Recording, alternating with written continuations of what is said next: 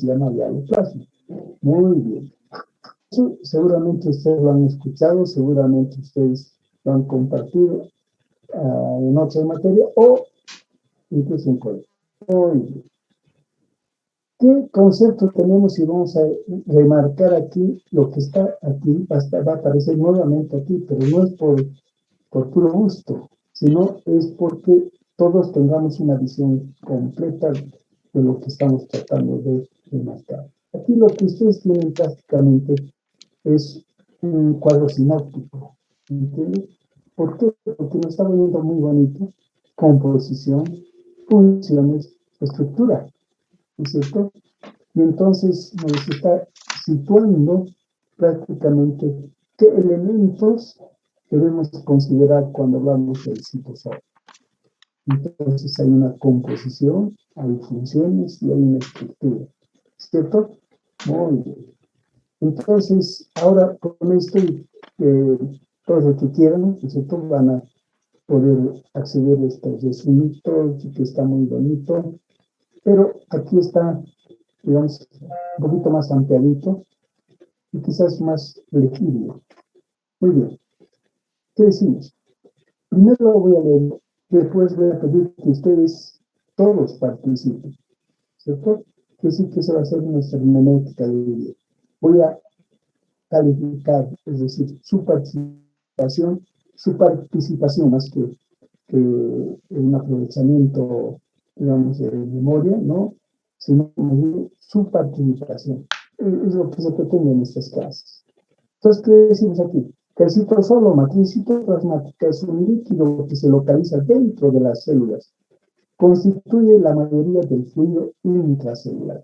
Que sí que existe un fluido. Que sí que todas las organelas están como flotando dentro del citosol. ¿Sí? Por eso se llama también matriz citoplasmática. ¿Y por qué llama matriz? Entonces, porque tiene muchos componentes, ¿no es cierto? No es un simple líquido. Muy bien. Entonces, en las células eucariotas, el citosol, el dialoplasma, ocupa la mayor parte del volumen celular. Las células eucariotas, las células que tienen membranas, las células que tienen organelas. A eso nos está diciendo aquí, ¿no es cierto? Son células que tienen organelas. Muy bien. El citosol está compuesto entre un 70 y 75% de agua.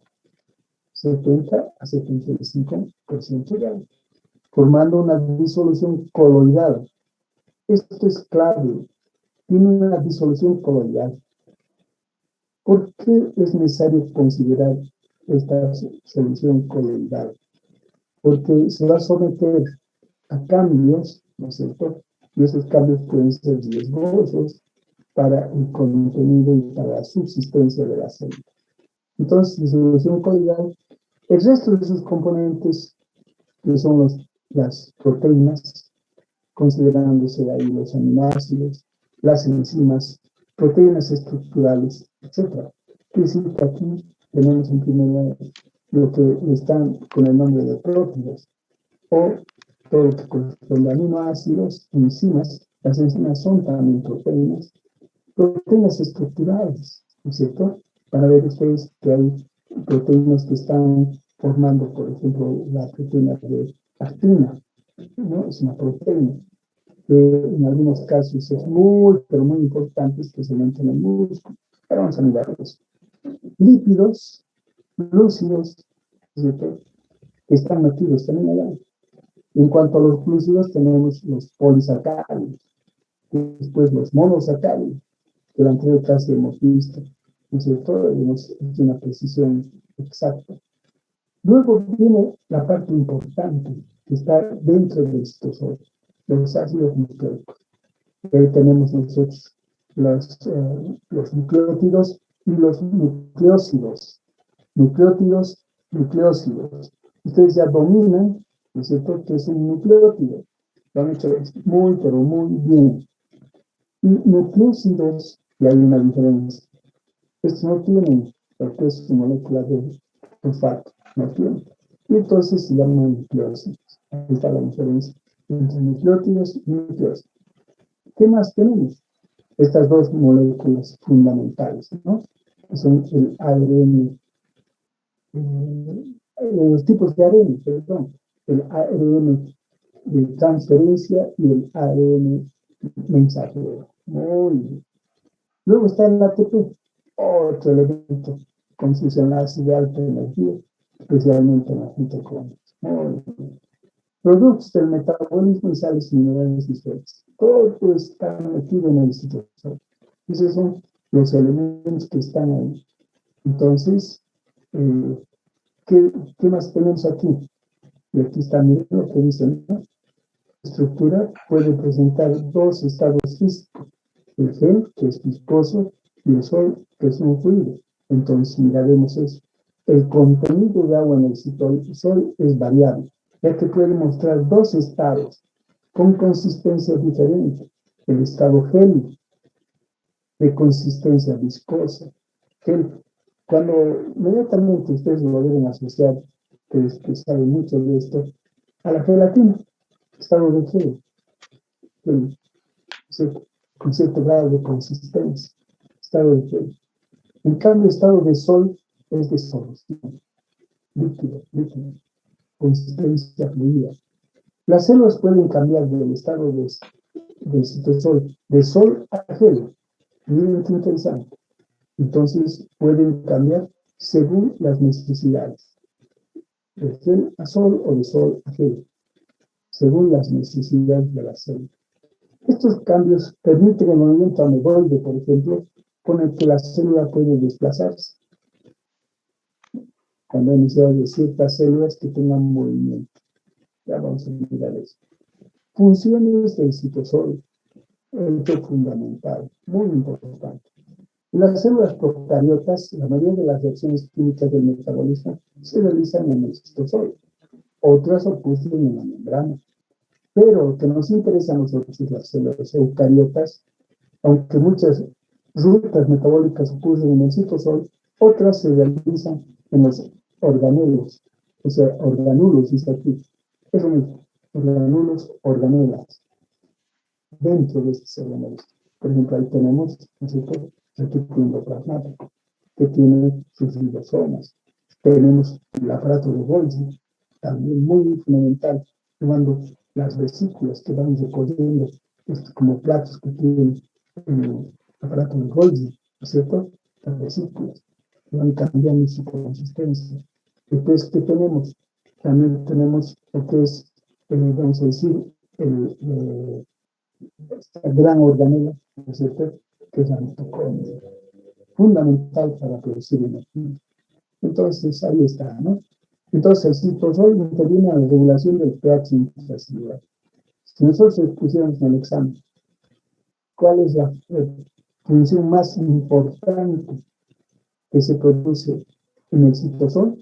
Con todas sus ideas que tendrían que poner, regulación del pH intracelular.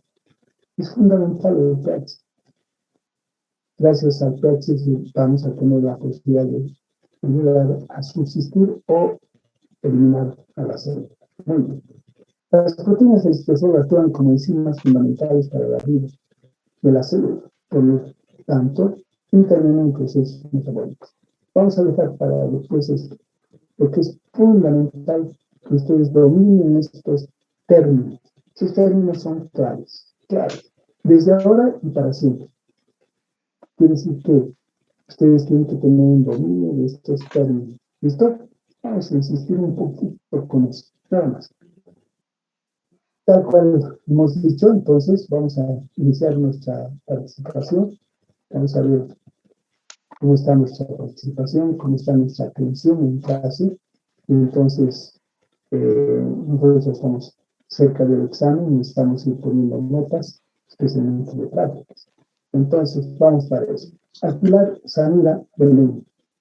Señorita Samira. Presente. Perfecto, por favor, señorita. Veámoslos en primer acápite. O sea, estas dos. Y nos va a dar usted, leyendo esto, nos va a decir su concepto, ¿listo? Lo que usted piensa que puede ser extraíble de aquí, o de repente no hay mucha cosa que decir, pero usted lo puntualiza. Sí, señorita. Ok. El citosol o matriz citoplasmática es el líquido que se localiza dentro de las células. Constituye la mayoría del fluido intracelular. En las células eucariotas, el citosol o hialoplasma ocupa la mayor parte del volumen celular. Perfecto, señorita. Entonces, ahora, ¿qué puede sacar usted vamos a decir, de importante? ¿O qué datos le están pareciendo nuevos y que vale la pena tenerlos en cuenta? Quizás sus diferentes nombres por cuales se los Muy cita. bien, señorita, excelente, excelente, es una buena cosa. Entonces, ¿qué nombres había tenido entonces el citosol? Aparte de citosol, se llama matriz citoplasmática o hialoplasma. Muy bien, señorita. Entonces, ya tenemos un elemento fundamental.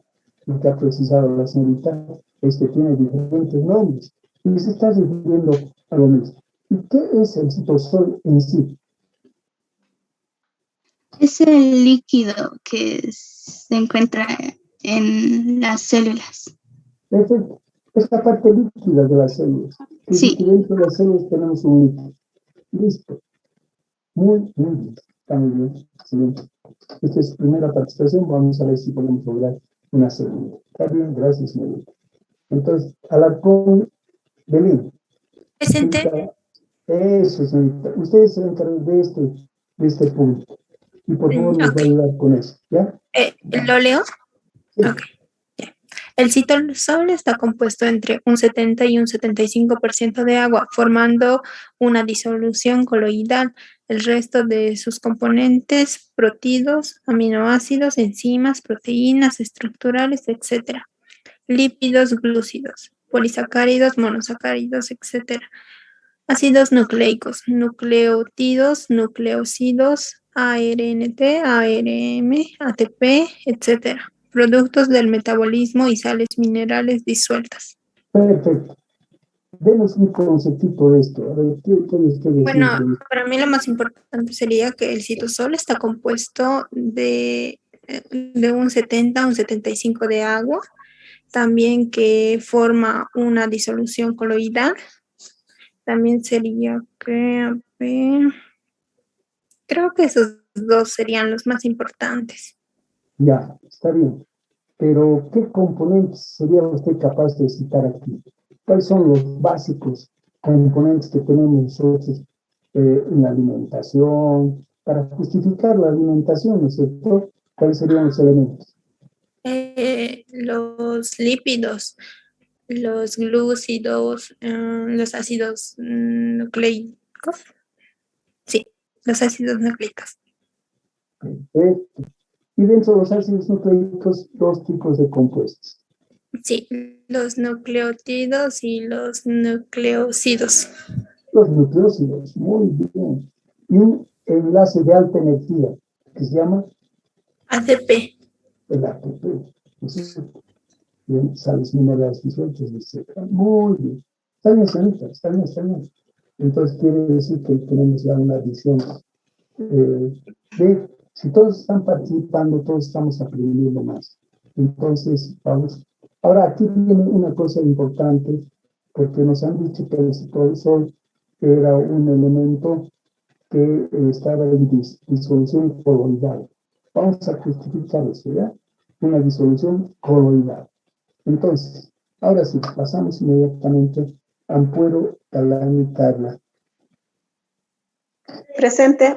Eso, dele, señorita. El contenido de agua en el citosol es variable, ya que puede mostrar dos estados con consistencia diferente.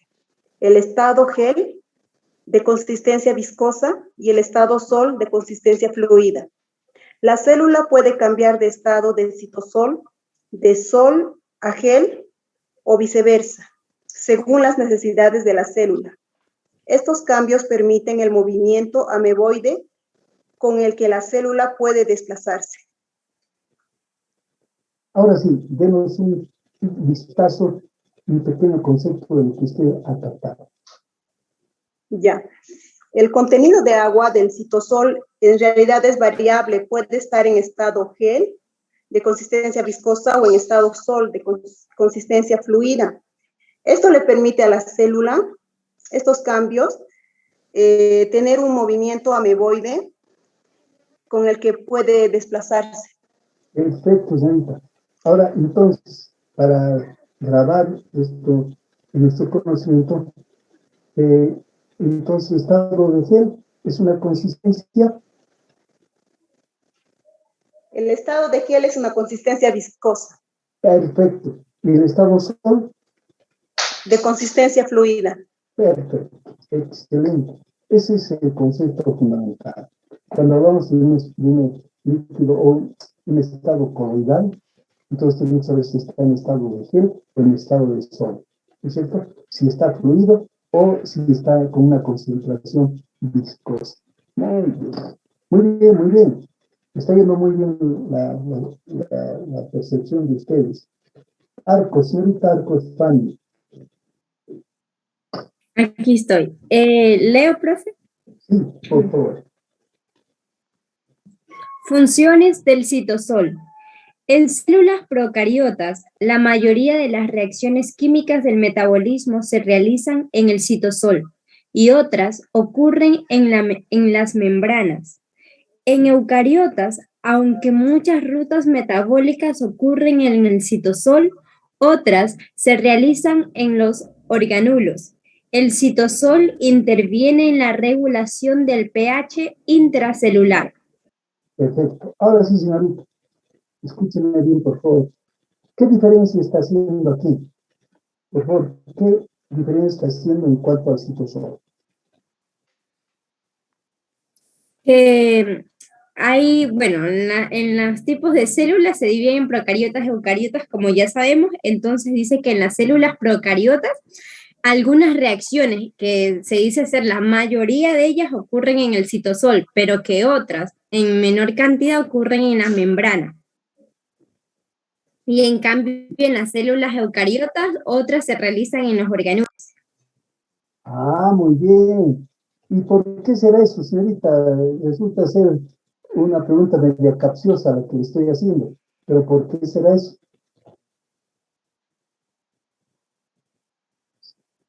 Porque dice que su principal función es intervenir. A ver, dígame. Señorita, escúcheme con calmita. La pregunta es muy simple y la respuesta también. ¿Por qué será que en los eucariotas dice se realizan en los organulos? O sea, en las organelas, si usted quiere traducir, no hay ningún problema. Y en cambio, en las células procariotas, en el citosol o en la membrana, ¿Por qué cree usted? ¿Cuál es la diferencia de una célula procariota de una célula viene a ser eucariota? Y ahí está la solución.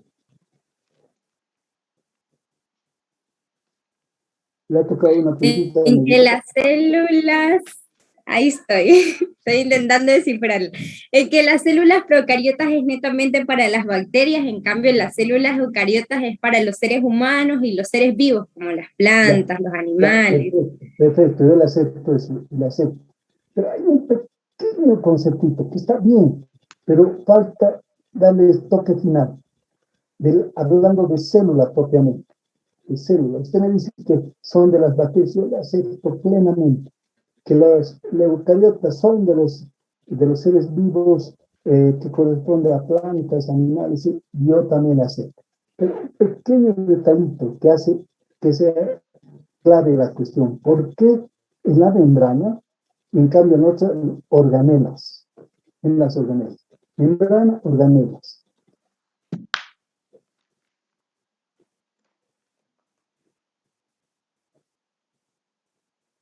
Yo sé que usted sabe, no está indicándose por detalle nada más.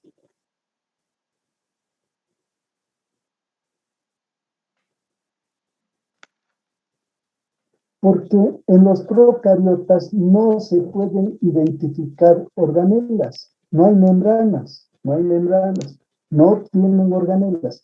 La única organela, o dos que se pueden identificar en las bacterias, son la presencia de vacuolas o la presencia de ribosomas, nada más. En cambio, las otras células, las células que usted bien ha precisado, de los animales, incluso de las plantas, tiene adentro varios elementos fundamentales, como por ejemplo, nosotros tenemos, vamos a decir ahí, la presencia del retículo endoplasmático liso, retículo endoplasmático rugoso, tenemos las mitocondrias, el aparato de Golgi, todos esos elementos, todas con sus membranitas, estructuras propiamente, ¿entiendes? Entonces, estas organelas se realizan. En cambio, los procariotas no existen, solamente dos. En algunos, ¿no? La cuestión de las vamos a decir, estas vacuolas, que no están en todos, y lo que sí están son los ribosomas. Son lo único de organela, lo único. Entonces, comparando uno con el otro, absurdo, ¿no? Es decir, a este solamente ribosoma. En cambio, los otros hay varios tipos de... ¿Se ha comprendido, señorita? Sí, yo sé que usted sabía ese detalle. Sí, profe, ahora sí. Sí, Gracias. Sí, está perfecto. Muchas gracias. Está muy bien. Estamos aprendiendo todos. Muy bien. Vamos con... bueno, aquí viene la cosa un poquito más rudita, ¿listo? Entonces, a ver, vamos a pedirle aquí a Scarso. Sí, doctor. Presente. Entonces, Scarso, por favor, ayúdame en la lectura. Está bien. Las proteínas del citosol actúan como enzimas fundamentales para la vida de la célula por su intervención en procesos metabólicos. El primer punto, glucogenogénesis, reacciones de síntesis de glucógeno. Segundo punto, glucogenólisis, procesos de degradación del glucógeno. Tercer punto, biosíntesis de los aminoácidos y síntesis de proteínas. Modificaciones que se aplican a las proteínas recién formadas. Biosíntesis de los ácidos grasos. Y por último, muchas de las reacciones en las que intervienen el adenosintrifosfato y el ARNT. ARN de transferencia. Muy bien. Entonces, vamos a estos primeros conceptos. ¿Listo? Entonces, gracias, Carlos. Entonces, has participado. Vamos a ver, señorita Perfino Catherine. Sí, doctor. Eso, señorita. ¿Qué idea tiene usted de glucogenogénesis? Glucogenogénesis.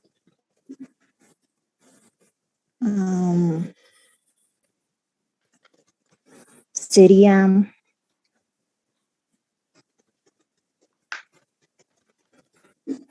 Génesis quiere decir formación.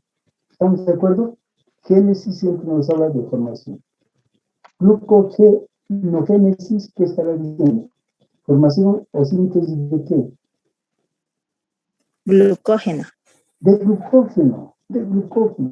Glucogenogénesis sería entonces formación de glucógeno. Pero ahora viene lo clave, señorita, por favor, para usted y para todos. ¿A partir de qué se está formando este glucógeno? A ver, anímese usted.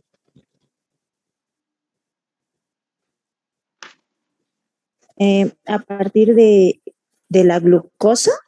Perfecto, señorita, excelente.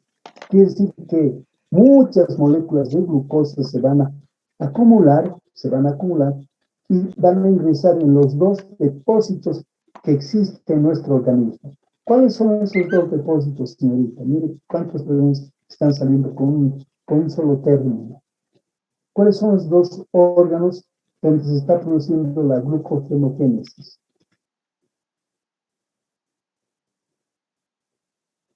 Acuérdese, señorita, por favor, esto no tiene que olvidarse bajo ninguna circunstancia.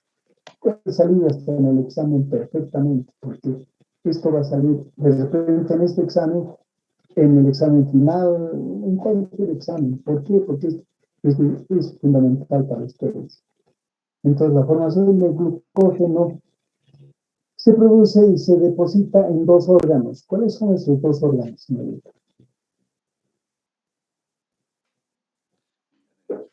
Acuérdese, ¿se anima? ¿Quién se anima para ayudarnos un poquito? En el hígado y en el músculo. Eso, el hígado y el músculo. Entonces, ¿cómo decís, señorita, por favor, para que nos quedemos sin dudas? La formación del hígado y no recuerdo bien, se me fue el internet, perdón. Y el músculo, y el músculo. Y el músculo, hígado y el músculo. Y hablando de músculo, no cualquier músculo, sino es el músculo esquelético. Entonces, en el músculo esquelético y en el músculo, es decir, en el hígado, se forma glucógeno, se deposita el glucógeno, se forman estas moléculas grandes de muchos agregados de glucosa. Y esto se llama entonces lo que va a ser la glucogenogénesis. Glucogenogénesis. Hay otro término que no está aquí, gluconeogénesis. Por favor, me encantaría que ese término ustedes lo anoten. ¿Por qué no lo ponemos aquí también? Lo pondremos, ¿listo?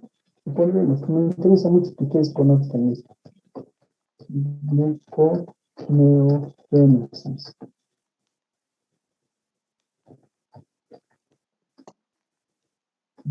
Gluconeogénesis. Ahí está. Ahora sí, vamos con esto de gluconeogénesis. Gluconeogénesis. Entonces, aquí vamos a participar a Ferrupino Caterina. Sí, doctor. Por favor.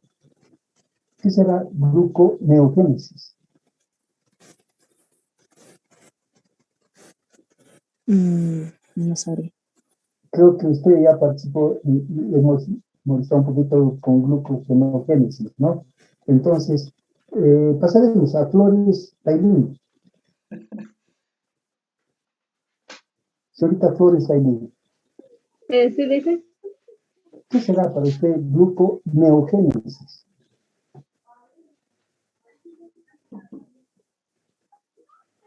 Elaboración de glucosa. Proceso de elaboración de glucosa. Es el proceso de la elaboración de glucosa. De proceso de glucosa. De glucógeno. Gluconeogénesis. Es formación de nuevo glucógeno. ¿Entiendes? Y entonces, ¿a partir de qué va a ser esta vez? O incluso lo voy a aceptar, como usted me está diciendo, formación de glucosa, pero ¿a partir de qué? No es propiamente de la glucosa, sino del glucógeno. Porque también se puede formar glucógeno a partir de...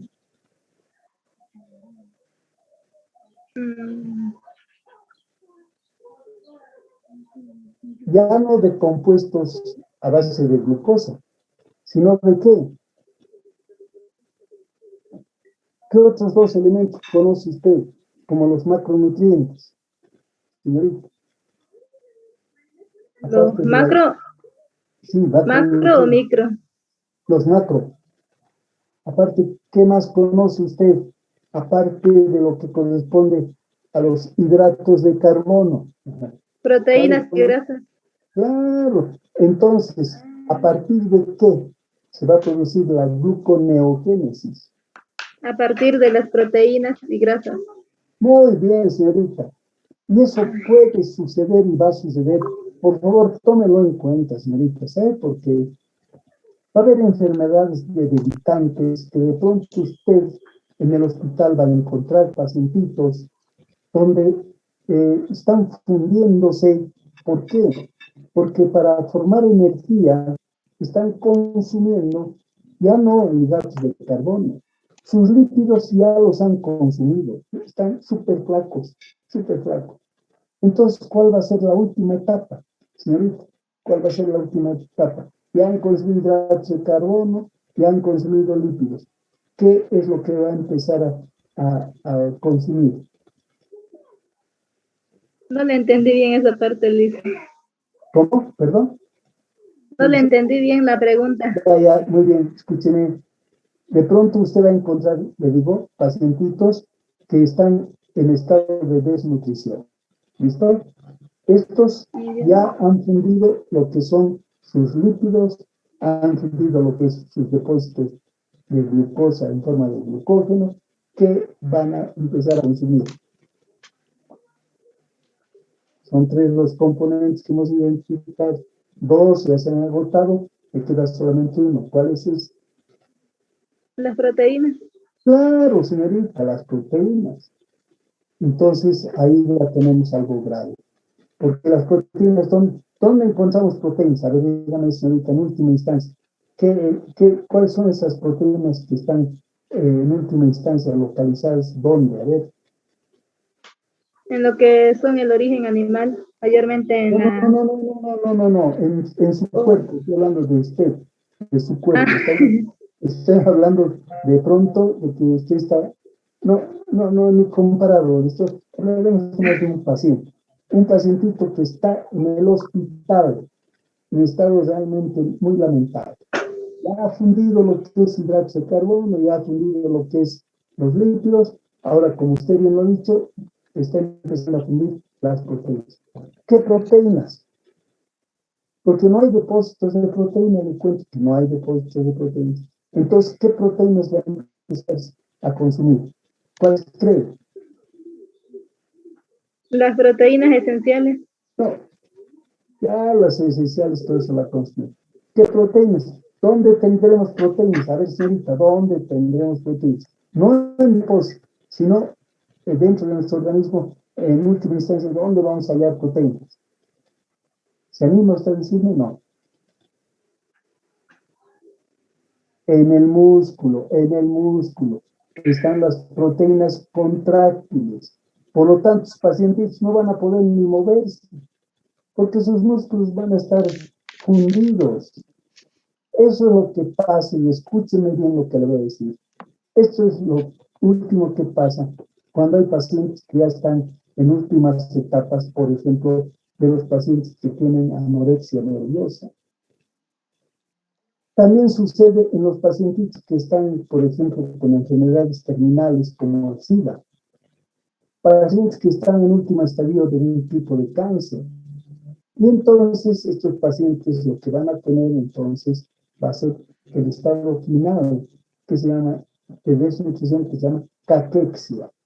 Caquexia. A ver si anotan. Esto le sirve ahora y le sirve para toda su carrera. ¿Listo? Muy bien. Ahora vamos inmediatamente. Señorita, ojalá se haya entendido lo que hemos hablado. Fuentes, Alejandra. Nos estamos deteniendo mucho, es decir, Doctor. Vamos, señorita. Ok. Vamos, Glucogenólisis, ¿verdad? ¿sí? Ok. Glucogenólisis. Proceso de degradación del glucógeno. Muy simple, ¿no? Muy simple. ¿En qué situaciones habrá este proceso de glucogenólisis? A ver, imagínense usted. ¿Cuándo se producirá un proceso de glucogenólisis? A ver, porque se supone que usted tenía su glucógeno en forma de depósito en el hígado y en el músculo, y de pronto, ¿cierto?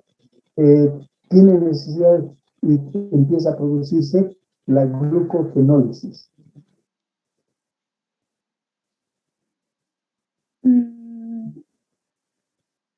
Bien fácil. La verdad, ay, no recuerdo, doctor, en el hígado. No, es que escúcheme, es muy elemental. ¿Qué pasa? Ahora, mire, escúcheme lo que le voy a decir. Usted tiene sus depósitos, porque la glucosa tiene sus depósitos. Su depósito principal es el hígado y el músculo, ¿cierto? Muy bien. ¿Qué pasará con una persona, ¿no es cierto?, que ese día no ha comido, o varios días que no ha comido, no ha ingerido nada? De pronto necesita hacer algún esfuerzo, caminar, no sé, alguna cosa, porque lo están obligando, le dicen, no, usted tiene que caminar. Entonces dice, no tengo fuerza. Y entonces, ¿qué va a pasar? ¿De dónde va a sacar esa glucosa? ¿De dónde normalmente tendría que sacar?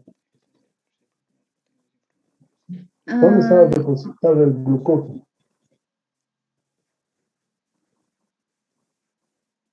En el hígado y en el músculo, ¿cierto? Muy bien. Entonces, se tiene que producir degradación. ¿Y sabe cuándo ocurre esto? En la diabetes. En la diabetes. En la diabetes se produce un gran, vamos a decir, gran salida del glucógeno que está metido en el hígado. ¿Para qué? Para suplementar las necesidades de glucosa. Y a veces el paciente tiene buena cantidad de glucosa en sangre, pero como no tiene insulina porque tiene diabetes, entonces inmediatamente el organismo cree que no tiene insulina, o digo, que no tiene glucosa en la sangre, porque no llegan a las células, la glucosa no está llegando a las células. Y entonces, ¿qué va a pasar? Que el hígado va a empezar a soltar glucosa, porque tiene su depósito de glucógeno, y va a empezar a soltar. Va a aumentar el nivel de glucosa en la sangre, pero no llega a las células. ¿Por qué? Porque no hay insulina. Entonces, ¿qué habrá que hacer? Inmediatamente regular su glucosa mediante la insulina en el paciente diabético. Bueno, muy bien. Ojalá les sirva estos pequeños conceptos. Biosíntesis de aminoácidos, ¿no? Entonces, síntesis de proteínas. ¿Qué quiere decir biosíntesis de aminoácidos? Les voy diciendo nada más porque les cuento que esto de pronto no lo dominan ustedes, o si dominan esto o saben, se están olvidando. Entonces, biosíntesis de aminoácidos. ¿Qué quiere decir esto? Quiere decir que se van a sintetizar proteínas. Y va a haber dos tipos, como alguien estaba diciendo antes, dos tipos de aminoácidos. Los aminoácidos esenciales y los aminoácidos no esenciales.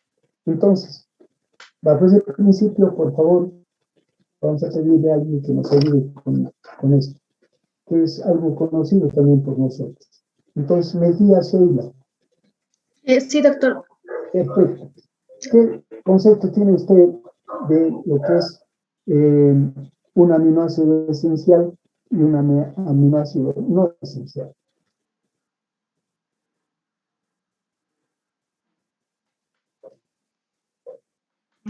Ya. De los esenciales, ¿Por qué se llaman esenciales? porque no los puede producir el cuerpo. Muy bien, señorita, excelente. Son esenciales porque el organismo no los produce. Y entonces, ¿qué tiene que pasar, señorita? Vamos a la conclusión.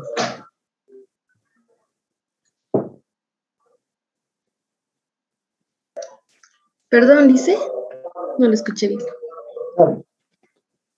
Si son esenciales, señorita, y tienen que estar en el cuerpo, ¿cómo los voy a obtener? Al Ya,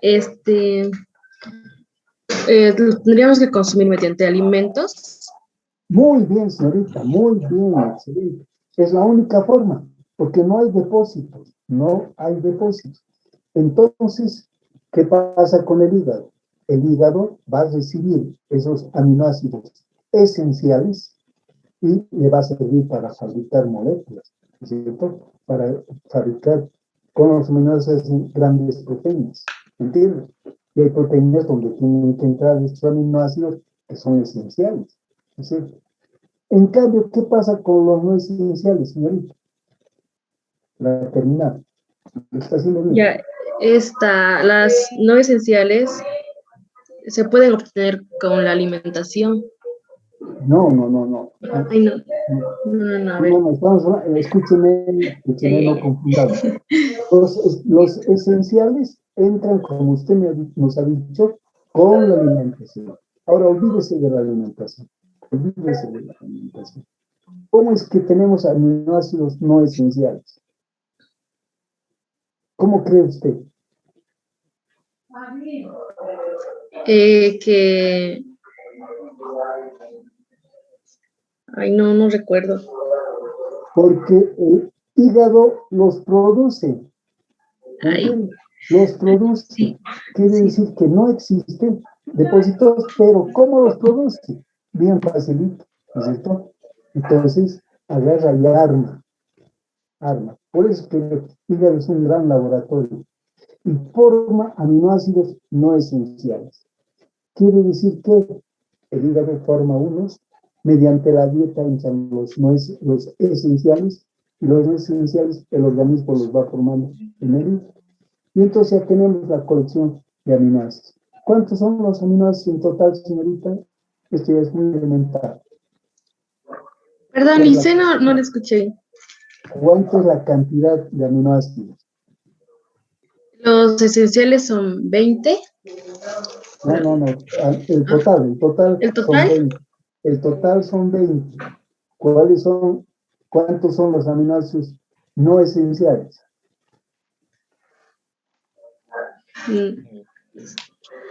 Serían, a ver, 9. Auméntale un hito. 10. Por lo tanto, 10 aminoácidos son esenciales y 10 aminoácidos son no esenciales. ¿Listo? Antes, le cuento una cosa.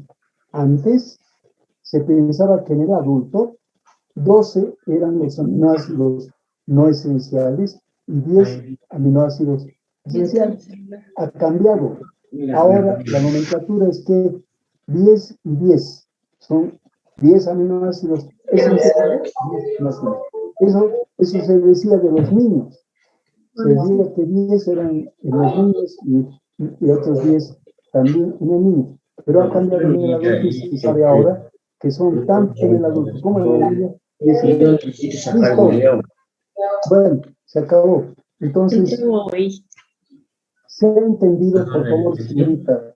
Deben comprendido ustedes, señorita Sheila. ¿Se ha comprendido lo que queremos decir? ¿Sí?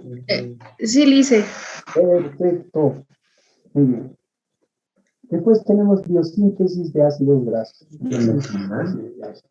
Entonces, a ver, una preguntita para alguien. Para Jordi. Jordi.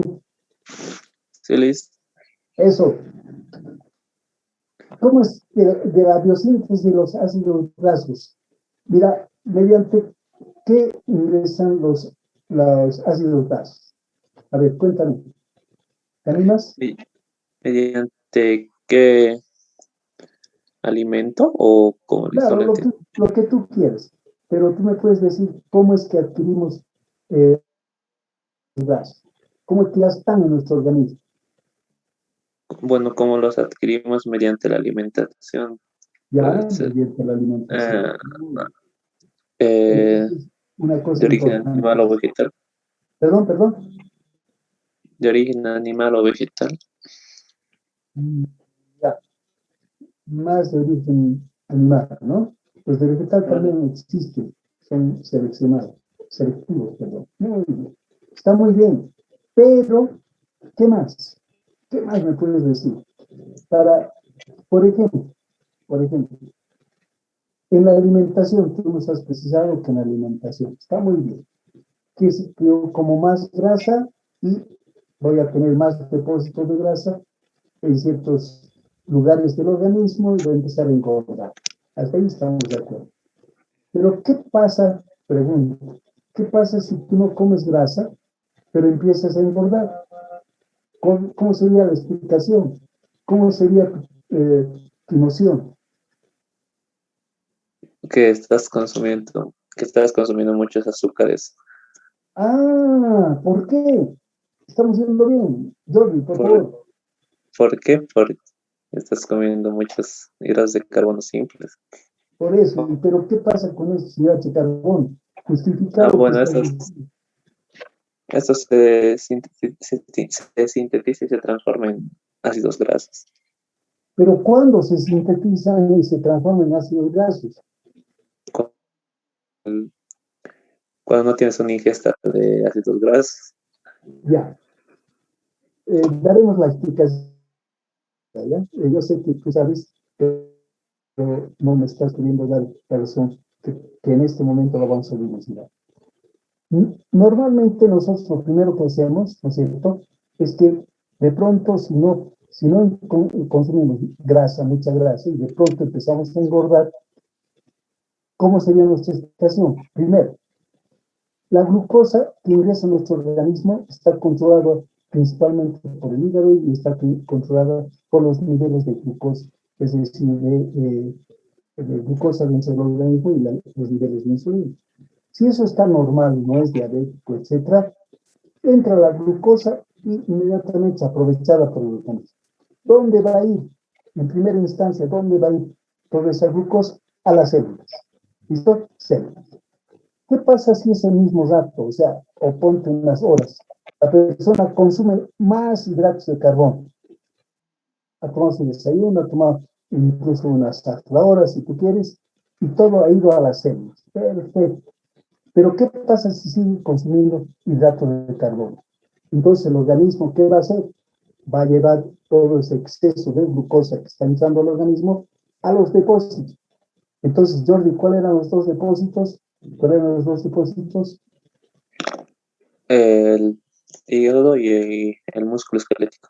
Perfecto. Entonces lo va a llevar al hígado, lo va a llevar a lo que es, entonces, el músculo. Ahí lo va a ir a depositar. Hasta ahí, perfecto. Pero ¿qué pasa si la persona sigue comiendo? Son las 4 de la tarde y le empieza a comer más hidrato de carbono. Ya está lleno las células, ya está lleno el hígado, ya está lleno el músculo, todos están llenos. ¿Qué pasará con ese exceso de hidrato de carbono? El organismo, ¿qué es lo que hace? Lo normal, empieza a producirlo, ese hidrato de carbono lo transforma en lípido. ¿Y dónde lo dirige? ¿Dónde lo dirige? A los depósitos de los lípidos, al tejido graso, y empieza a engordar la persona. Sin haber comido grasa, empieza a engordar. Ese es el mecanismo. Por favor, eso tienen que saber ustedes, eso tienen que dominar. Entonces, porque va a haber gente que va a decir, yo no sé qué me está pasando, estoy engordando, sin embargo, no como grasa, ¿no es cierto?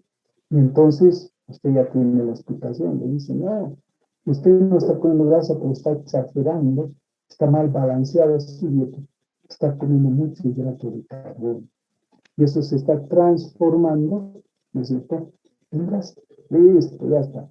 Entonces, biosíntesis de ácidos grasos. Qué bonito, ¿verdad? Muy bien. Ahora ya vamos a volverlo un poquito más llevadera rápidamente la clase, porque si no nos vamos a quedar a medias. Esto es un principio. Entonces, ya está hecho. Vamos rápidamente entonces al citoesqueleto. ¿Qué decimos del citoesqueleto? Esta es la imagen del citoesqueleto. La membrana celular, otra vez la membrana por encima, por debajo, las dos membranas. Y aquí, ¿qué estamos viendo? ¿Qué elemento es este? Alguien me gustaría que participe. ¿Qué elemento será este? A ver, vamos rapidito, que nos ayude a ver. Los soles. Rivero Yanis. Estaba queriendo participar la señorita Margarita, estaba muy bien, pero le daremos chance a la señorita que corresponde a la señorita Rivero. ¿Está con nosotros? ¿O solamente está en la lista? Bueno, Roca Yulisa. ¿Señorita Roca? Ahora sí. Muy bien. Identifique usted qué organelas están metidas aquí. Están con nombre. La membrana celular. No, aquí está la membrana, y aquí está la membrana. Ya estamos hablando del contenido, por dentro, ¿qué estamos encontrando? Que corresponde al citoesqueleto. ¿Qué elemento tenemos? Ribosomas. ¿Cómo esto es que estoy señalando? Ese. Con pliegues, mire, aquí tiene pliegues, apenas se ven, pero tiene pliegues. Tiene una doble membrana. tiene una forma casi como un riñoncito. ¿Cómo se llama esta organela? Aquí está su nombre, señorita. Mitocondria. Claro, la mitocondria, señorita. Después, ¿qué serán estos como nudos aquí? Por favor, estos como nudos, ¿qué corresponde?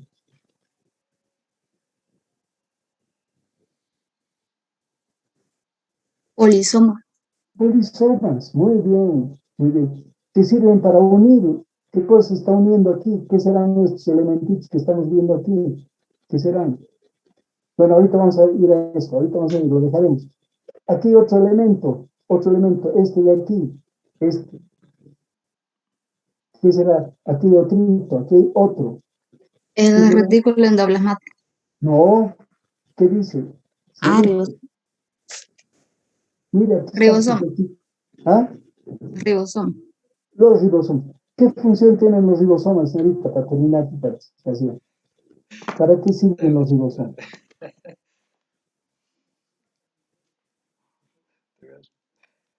¿Qué producen los ribosomas?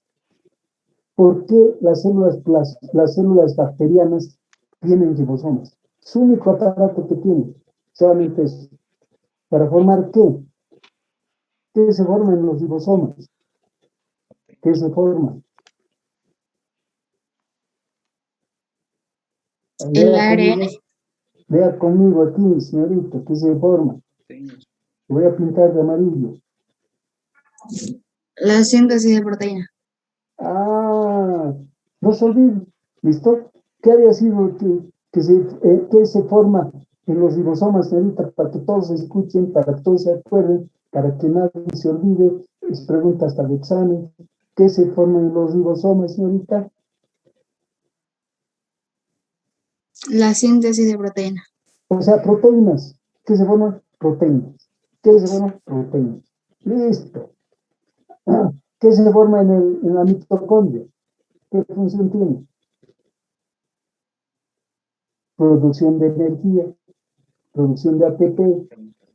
Aquí es donde va a entrar todos los compuestos que nosotros absorbemos en la alimentación y al final se van a fundir porque se van a transformar en energía gracias a las mitocondrias. Bueno, lo dejaremos ahí. Seguiremos, por favor. Ahora sí, por favor, le voy a pedir al que Silvio, o sea, ¿qué viene a ser? Ah, señorita Sierra, señorita Sierra. Dígame, por favor, señorita Sierra. Sí, Alicia, aquí estoy, diga. Ya. ¿Qué más ve usted aparte de todo lo que hemos citado? Por favor, ¿qué nos está faltando? Ya. El retículo plasmático y filamentos intermedios. A ver, ¿dónde tiene usted eso? ¿Dónde tiene usted el título endoplasmático? Pues, Ahí no. en imágenes.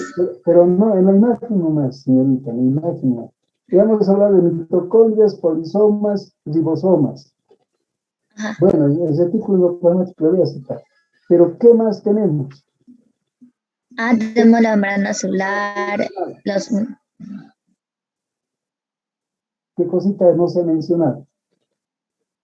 los microtúbulos, los microfilamentos también se ve que están señalados. Los microtúbulos, miren, microtúbulos como realmente tubos, miren, como verdaderos tubos, medios gruesitos. Después tenemos aquí microfilamentos, miren, como cabellitos ahí, depositaditos, ¿no es cierto?, sobre la membrana.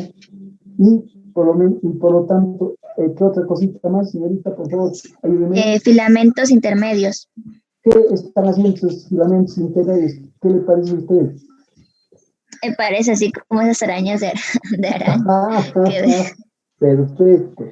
No sé si ha visto en las construcciones, se usan unas varillas de fierro para estructurar, ¿no es cierto?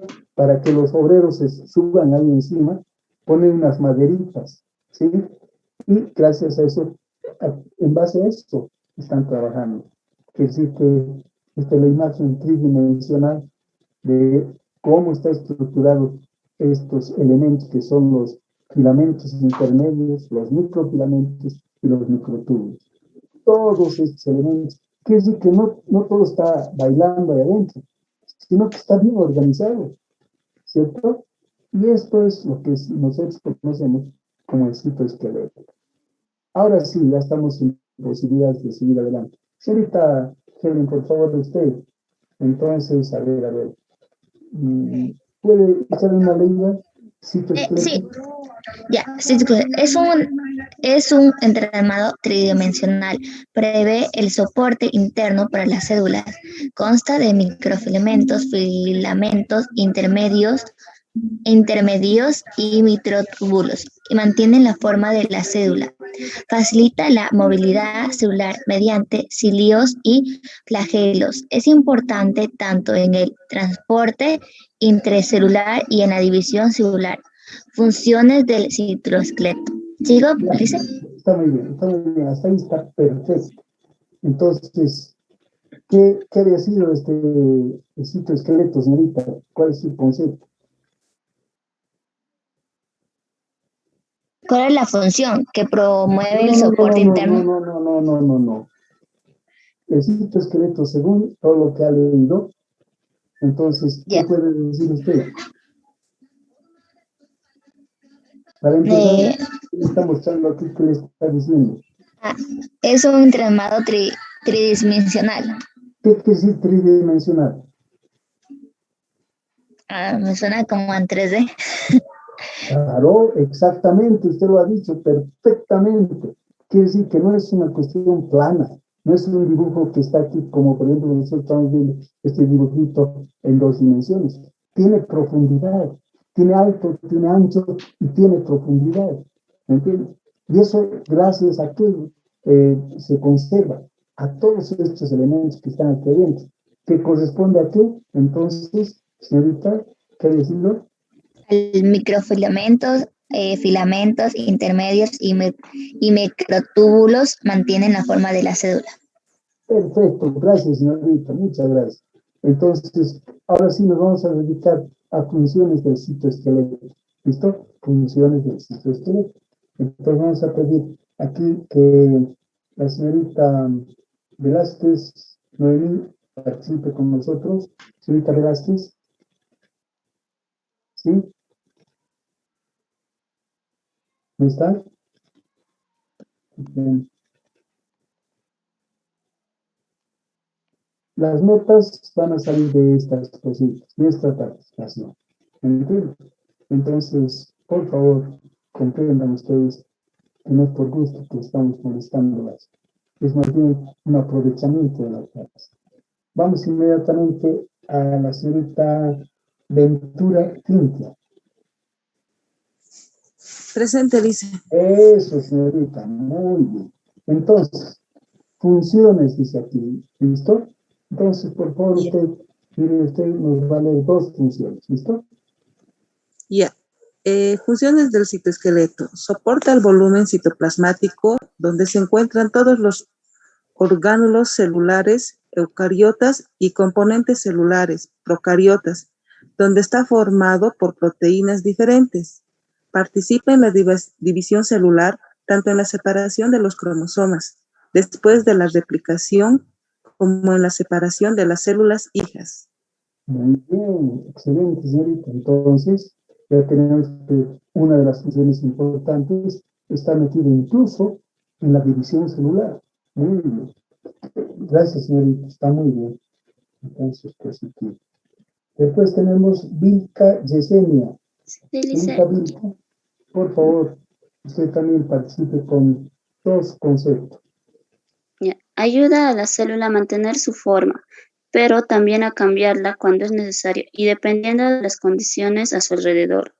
Participa en el movimiento celular, bien sea para desplazar una célula de un lugar a otro o, como el caso de los flagelos en los espermatozoides, o para mover sustancias a lo largo de una superficie, como ocurre en algunas células epiteliales que tienen cilios. Muy bien, excelente. Entonces vamos a ver que van a servir para motilidad, por ejemplo, los espermatozoides, ¿no es cierto? Que tiene su función especial, ¿no es cierto?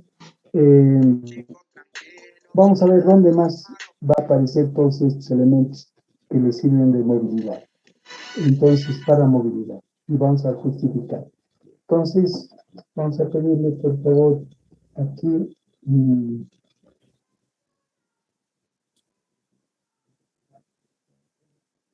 Wolf Mercedes, señorita Wolf Mercedes, por favor, véanos usted también aquí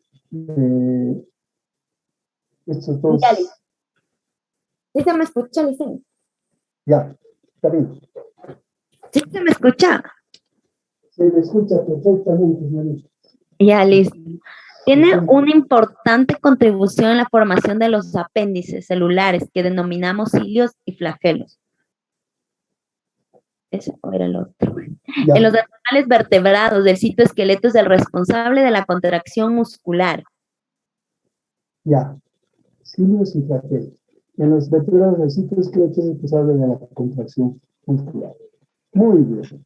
Entonces, vamos a ver que aquí, por ejemplo, estos apéndices, voy a denominarle, por favor, la presencia de cilios. En el aparato respiratorio, el sistema bronquial, vamos a ver que tiene una especie de cilios. ¿Entiendes? Quiere decir que hay unas prolongaciones que van hacia arriba, ¿no es cierto? Como verdaderos pelos que se mueven en este sentido. Quiere decir que tienen un movimiento en un solo sentido, hacia afuera, y regresan otra vez y hacen esto. Y hacen esto. ¿Para qué? Para que todas las partículas que están queriendo entrar por la vía respiratoria sean eliminadas. Qué belleza, ¿verdad? Y como es redondo la parte, es decir, es circular todo el tubo respiratorio, todo está lleno de vellosidades que van sobresaliendo a esa superficie y todos van trabajando para evitar que entren partículas, porque el aire que tienen que entrar a los pulmones tiene que ser limpio. Entonces ahí tenemos la presencia de cine. Qué cosa más impresionante. Y aquí dice, como ha leído la señorita, el vertebral el citoesqueleto es responsable de la contracción muscular. Muy bien. Gracias, señorita. Muy bien. Ahora vamos a ver más adelante aquí. Aguilar Tapia Samira. Dicen, ¿me escuchan? Eso, por favor. Lea usted estos tres elementos que vienen ahora. Claro. Funciona en el transporte intracelular y en el movimiento de los orgánulos por el interior de la célula. Establece la organización de los orgánulos citosólicos.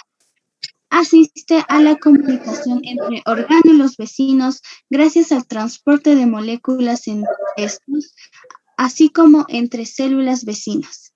Muy bien, muchas gracias, señorita, muchas gracias, está excelente. Entonces, aquí ya empezamos a mirar algunos, vamos a decir, cuadros sinópticos del citoesqueleto. Entonces, voy a pedir que alguien también nos los lea rapidito, qué elementos tenemos aquí. Alarcón Camilo. Presente. Citoesqueleto. Esqueleto interno formado por una compleja red de filamentos que se extiende por todo el citoplasma. Tipos de filamentos. Filamentos de actina o microfilamentos. Microtúbulos, filamentos intermedios. Funciones. Morfología celular. Órgano interna de los orgánulos. Movimiento celular. Pseudópodos. Después movimiento de citosis. Déjelo eso, no hay problema. Por favor, hay alguien que está con su micrófono que no nos deja escuchar. Hay alguien que está con su micrófono abierto. Por favor. Wendy, tu micrófono.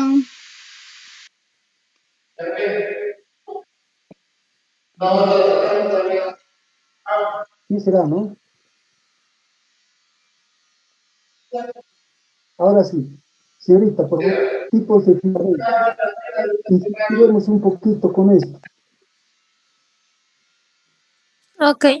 Filamentos de actina o microfilamentos. Microtúbulos, filamentos intermedios. Ya, señorita. Por favor, quisiera que tomen en cuenta, porque en el examen le vamos a poner cuáles son los filamentos más importantes. Bajo nuestro punto de vista, cuáles son los más importantes. Y van a ver ustedes que los microfilamentos o filamentos de actina son los más importantes. Vamos a justificar eso. Vamos a justificar.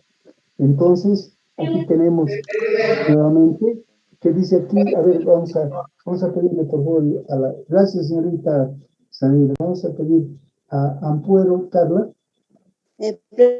Presente. Eso, señorita. Y entonces tenemos 3 tipos de microfilamentos, filamentos de actina, filamentos intermedios y microtúbulos.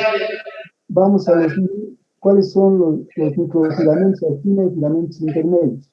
Entonces, vamos. Ya. Microfilamentos de actina. Microtúbulos y filamentos intermedios. Filamentos de queratina, tonofilamento, neurofilamentos y filamentos de bimentina. O sea, son las dendritas en las neurofilamentos, y filamentos de bimentina y de mesénquima. No nos interesa tanto esto, pero sí de aquí, neurofilamentos, el axón y las dendritas correspondientes a los filamentos intermedios. Luego tenemos aquí los filamentos de actina, ¿no es cierto? Y después los que corresponden a los microtúbulos.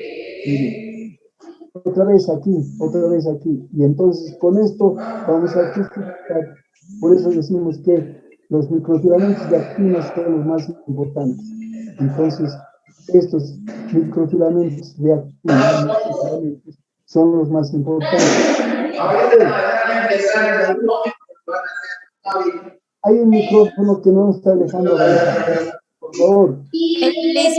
También lo podría silenciar usted. Creo que es de Wendy.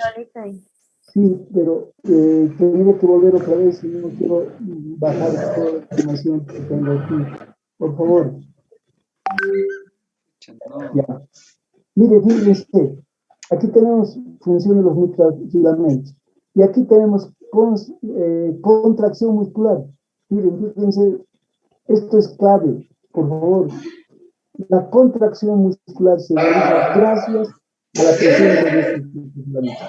Si no hubiera estos microfilamentos, no existiría lo que corresponde a la contracción muscular.